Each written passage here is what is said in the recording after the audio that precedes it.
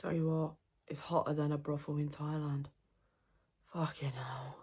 Hello, hi, welcome back to my channel. I hope you're okay. Don't forget to like, subscribe, comment down below. And welcome to another rather hot and humid episode of Eurobopka with me, Slavandic, otherwise known as Laura. Some people call me, for some reason, people call me Sven, and girl, we don't know why.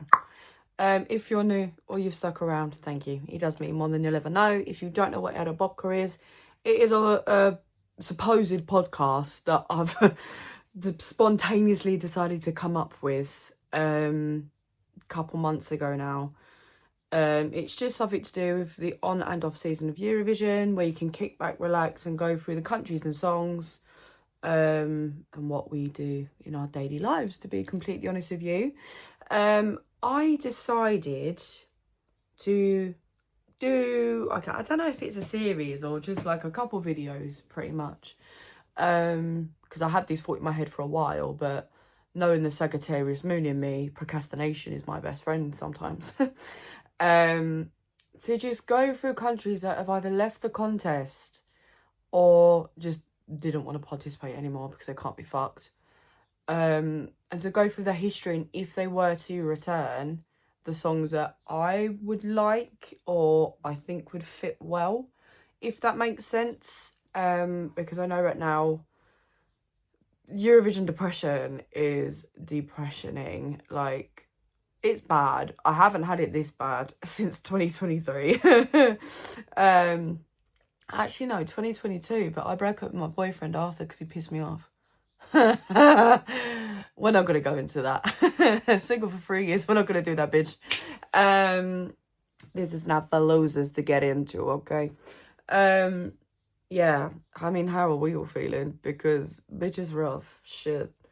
So yeah, I thought we would delve in and have like a little mini series or just a couple episodes, because I mean, Eurobopka is not something that is continuous. It is 2 a month, depending on situation, circumstances, and obviously during the on season, I want to try and get as much out as possible, because I'm not gonna lie to you, I felt like I let you lot down this year, and I'm the sort of person that's very critical of themselves, and I was extremely hard on myself for not pushing myself and letting this and mental health get in the way.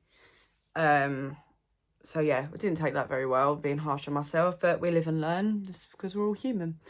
So yeah, I thought you could get comfy, kick back, relax, get, I don't know, a takeout, dick, flick a bean, girl, I don't fucking know, and enjoy this episode on Bosnia and Herzegovina. Now, I know, okay, it's a touchy subject. I get that.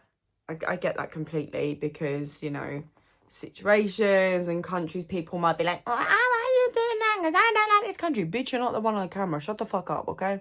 Anyway, I get that.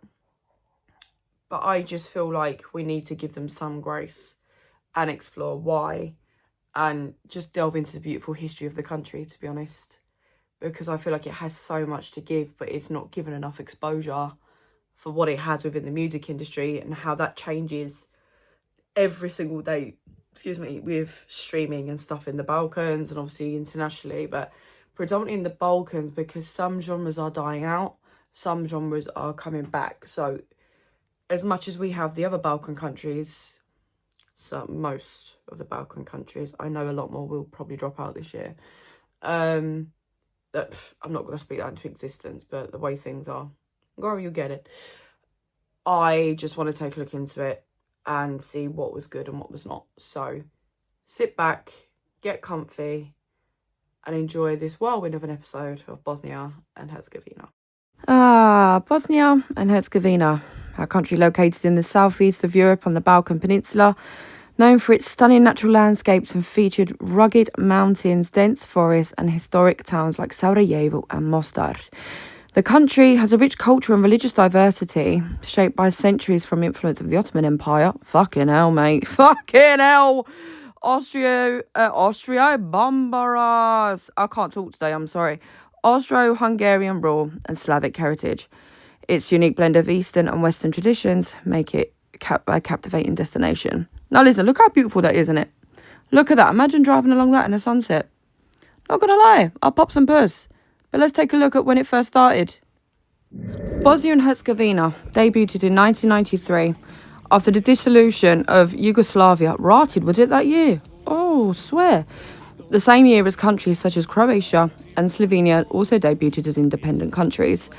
Even during the war, Bosnia participated within the contest, announcing the results while gunshots and explosions were happening in the 1990s. I remember hearing something about that, trying to go to the airport and there was like bombs everywhere. Anyway, you're probably bored of that bit. The most well-known song within the community, to my knowledge, but do let me know if it's wrong, is a 2006 entry by Hatem Matahari, which is Layla, which finished third in the final and being Bosnia and Herzegovina's best entry to date. Many other songs such as Love and Rewind, Regina, In the Disco and Thunder and Lightning have all managed to reach the top 10 or just outside, but have never placed higher than their entry in Athens 2006.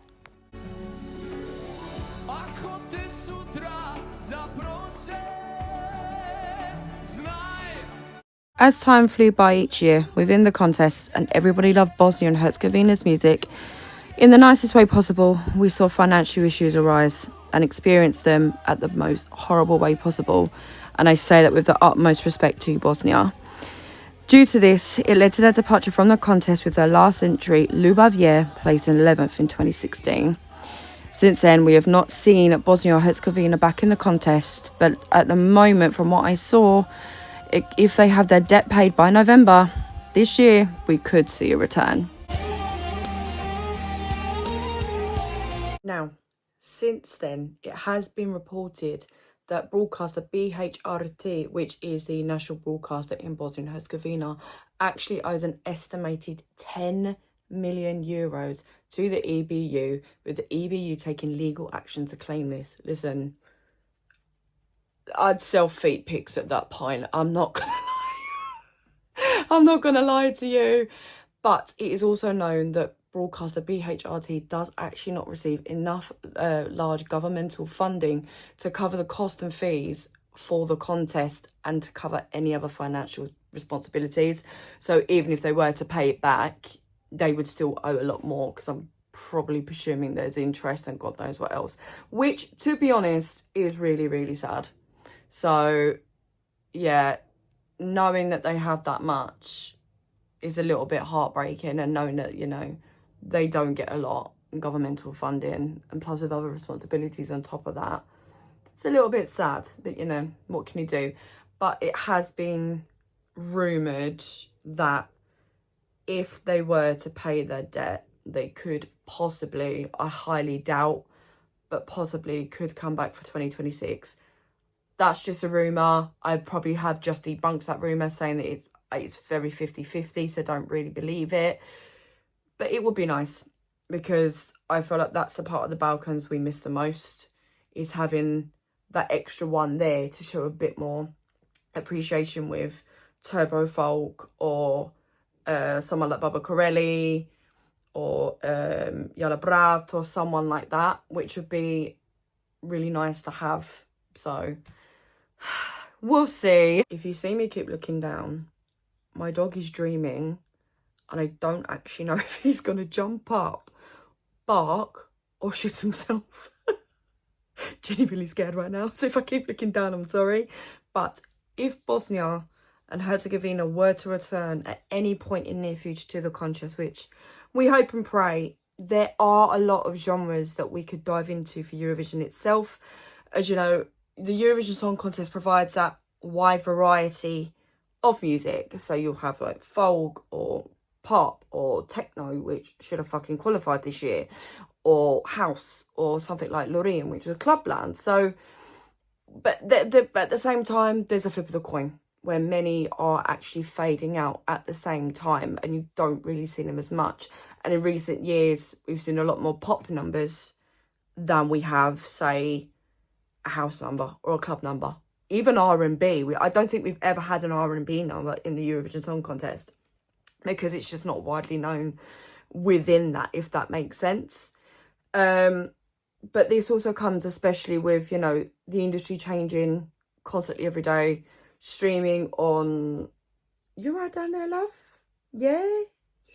With such things as, you know, like Spotify and YouTube and Deezer, especially in the Balkans. I know they don't use Spotify a lot, they use YouTube. So it really shows in streams what can differ and what cannot and what is fading out. And it's, in a way, streaming, the downside to streaming is it is wiping out the industry in a way of you're being paid by stream, not by authenticity, but then your rights are taken away from that. Listen, that's a whole other episode that I'm just not going to go into it. Anyway, in any case, here, which I'm scared. Is that a bee? Oh my God, there's a wasp. Fuck off. There's a wasp. Fuck off. Anyway, in any case, these are some artists that I personally listen to, which are Bosnian or were born in Bosnia but now are in Serbia, releasing music in Serbian or Serbo-Croatian, which I would like to see, and that genre of music I would like to see within the contest, because I feel like it would be a little bit fresh, or bring back a genre that would really, really benefit the contest and just be a little bit of a breath of fresh air. Have a look. Second one, hear me out, okay? Just hear me out. Buba Corelli, born in the capital Sarajevo, Bosnia and Herzegovina, mainly in the genre of hip-hop, which, to be honest, we don't see either at all or often within the contest. I do believe would be a great asset to show the diversity within the Balkan music industry, because it's not what we really see often in the industry and in the contest. Buba is very, very popular within Bosnia and Herzegovina. He's also best known for his collaborative efforts with Serbian-born Jala Brat. They've done many, many duos together, released many, many songs together. So I do believe a potential duo with Jala Brat or Buba Corelli on his own could be a really good breakthrough, like the breath of fresh air and like new genre we could have within the contest, but we'd never expect it if Bosnia and Herzegovina were to return to the contest. And finally, I absolutely adore this woman, Maja Berovich. Born in Iliash, if I've said that wrong, I'm so sorry. Bosnia-Herzegovina, making her debut in 2007. Oh God, I'm fucking old. With Život uživo.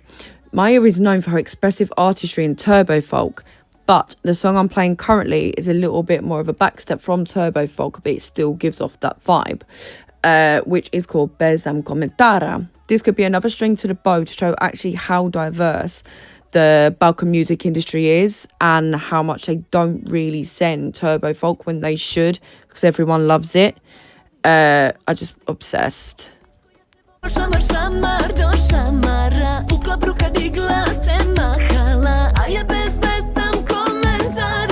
So there you have it. There is the whole episode on Bosnia and Herzegovina, on why they're no longer in the contest, what they could potentially bring to the contest if they were to return. If you do have any other recommendations of Bosnian singers which you do think I should listen to, or are just... Can that police siren shut up? I'm trying to talk. That's fucking rude. Anyway, you think I should listen to, feel free to comment below. I really hope I haven't offended anyone with this video. That was not my intent at all. I just wanted to do something good for Bosnia and Herzegovina. It's been on my mind for a while, and it's just something I really wanted to delve into. With all the time and the planning, I mean, this took me a month and a half to literally research and type and delve into, and then type out the right words, delete everything. It was a whole process. So don't forget to like and subscribe, comment down below, let me know your thoughts. I'm still debating what one to do next, whether it's Bulgaria or Turkey or Slovakia. Probably not Slovakia, probably Turkey or Bulgaria. Let me know below what country you prefer, either Bulgaria or Turkey. And yeah, I hope you enjoyed it. My music taste is a bit wild, as you can tell. But yeah, I just thought it was a nice asset, and you know, there were a couple more videos coming over the summer. Not anything massive because it is the off season, so I don't want to bombard and be a burden to everyone. But yeah, and I will see you when I'm not itching my leg, because oh my fucking god, I'm dying to itch it. I'll see you in the next one.